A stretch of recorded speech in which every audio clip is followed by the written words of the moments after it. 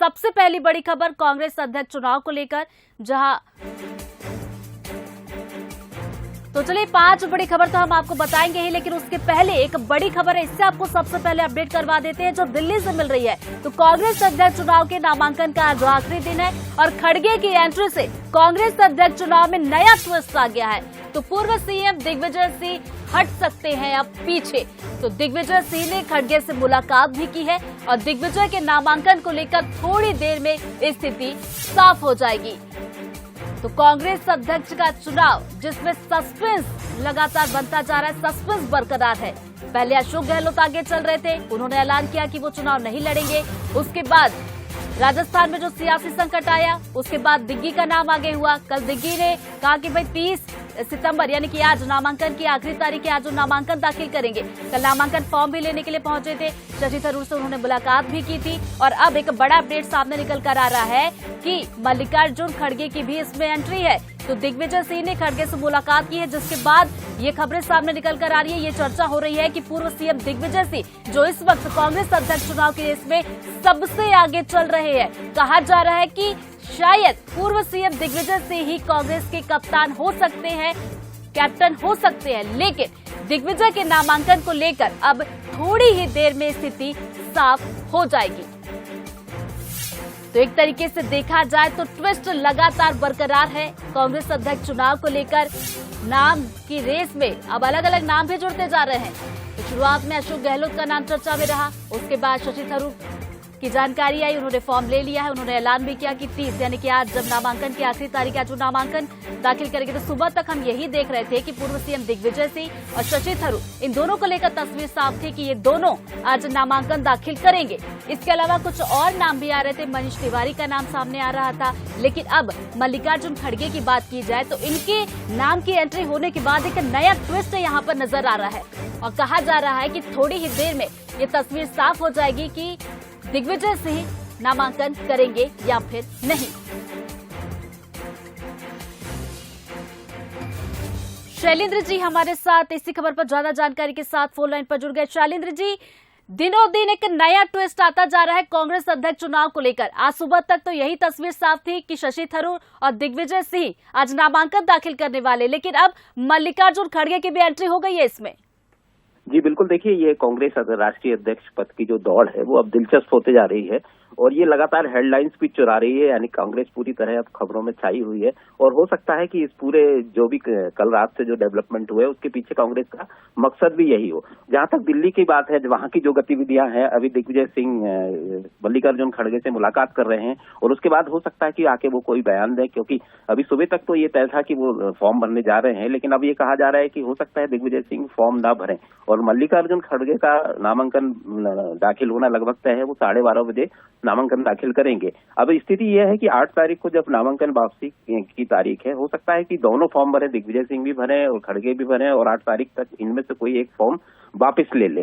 और जहां तक शशि थरूर का सवाल है, वो उनका लड़ना तय है। तो कुल मिलाकर ये एक दिलचस्प समीकरण बन गए हैं। देखिए इसमें 2-3 वजह हो सकती हैं कि जब दिग्विजय सिंह का नाम पूरी सियासत में आया सामने, राष्ट्रीय अध्यक्ष के तौर पर उनका नाम चला, तो जिस तरह के फीडबैक आए होंगे, हो सकता है उनको देखते हुए आलाकमान ने ये इस पर फिर से विचार किया हो और मल्लिकार्जुन उनको सही कैंडिडेट लगे हों, क्योंकि वो साउथ से आते हैं और हिंदी बोलने वाले, एक अच्छे हिंदी बोलने वाले नेता हैं साउथ के। तो कांग्रेस को उत्तर और दक्षिण भारत दोनों में इसका फायदा मिल सकता है, ये हो सकता है। और दिग्विजय सिंह को लेकर जो बीजेपी हमेशा हमलावर रही है, तो उसको कांग्रेस का नुकसान हो सकता है। तो हो सकता है इस बिंदु पर सोचकर खड़गे का नाम आगे किया गया हो। और दूसरी बात यह है कि आलाकमान ये दिखाना चाहता है, खासतौर से गांधी परिवार ये दिखाना चाहता है कि सिर्फ उसके कहने पर कोई राष्ट्रीय अध्यक्ष बना दिया गया और बीजेपी को हमले का मौका मिल जाता है इससे। तो वो जानबूझकर ये स्थिति ऐसी खड़ी की गई हो जो ये दिखाना चाहता है कि देखिए बाकायदा चुनाव हुए हैं, आपस में एक प्रतिस्पर्धा हुई है और उसके बाद राष्ट्रीय अध्यक्ष बना है। तो आंतरिक लोकतंत्र कांग्रेस में बीजेपी के मुकाबले ज्यादा मजबूत है। वो ये एक मैसेज देने की कोशिश कांग्रेस कर सकती है। और तीसरी बात ऋतु मैं ये बताऊं कि आप पिछले 4-5 दिनों से देखेंगे कि हेडलाइंस में पूरा कांग्रेस ही छाई हुई है। उधर भारत जोड़ो यात्रा और इधर राष्ट्रीय अध्यक्ष का चुनाव। और ये स्थिति कांग्रेस के लिए फायदेमंद है। और अगर आने वाले 8, 10 या 18 तारीख को जब चुनाव होने हैं तब तक ये स्थिति बनती है तो कहीं ना कहीं कांग्रेस खबरों में वापस आने का कांग्रेस को मौका मिलेगा और एक कार्यकर्ताओं में एक उत्साह होगा। तो कांग्रेस की ये रणनीति का भी हिस्सा हो सकता है। जी ऋतु।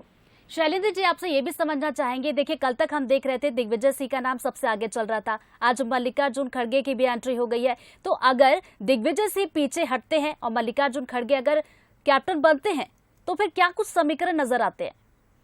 देखिए, जैसा कि मैंने पहले भी कहा कि मल्लिकार्जुन गांधी परिवार के काफी नजदीकी रहे हैं, बहुत सीनियर नेता हैं, सांसद और लोग राज्यसभा में भी उनकी महत्वपूर्ण भूमिका रही है। और सबसे बड़ी बात है वो हिंदी बोलने वाले साउथ के नेता हैं। तो साउथ में अगर जैसे नॉर्थ जो उत्तर भारत है उसमें गांधी परिवार का होल्ड एक अलग से दिखता है। साउथ में अगर साउथ से कोई नेता राष्ट्रीय अध्यक्ष बनता है कांग्रेस का तो वहां जो कांग्रेस का एक उत्तर के मुकाबले थोड़ी मजबूत स्थिति है तो उसको और बल मिलेगा। तो पूरे अखिल भारतीय स्तर पर उसको एक फायदा मिलने की वो ऐसा कांग्रेस का एक खेमा सोच सकता है और ये स्थिति बन सकती है। और जैसा मैंने कहा कि दिग्विजय सिंह के नाम, हालांकि वो बहुत मजबूत नेता हैं और पूरे भारत में उनकी संपर्क है, लेकिन कुछ बातें हैं कि जो उनके जो खासतौर से बयान रहे हैं उसको लेकर बीजेपी हमलावर हो सकती है। और जो बीजेपी की कोशिश होती है ध्रुवीकरण करने की चुनाव के वक्त, उसमें उसको फायदा मिल सकता है बीजेपी को, खासतौर से दिग्विजय सिंह के नाम पर।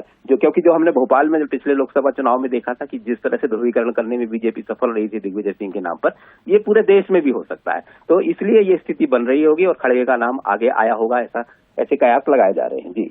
तो शैलेंद्र जी, आपने बहुत ही अच्छे तरीके से समझाया कि मल्लिकार्जुन खड़गे की अगर एंट्री होती है, वो नामांकन दाखिल करते तो किस तरह के सियासी समीकरण यहाँ पर बनते हुए दिखते हैं। बहुत बहुत शुक्रिया शैलेंद्र जी आपका तमाम बातचीत के लिए।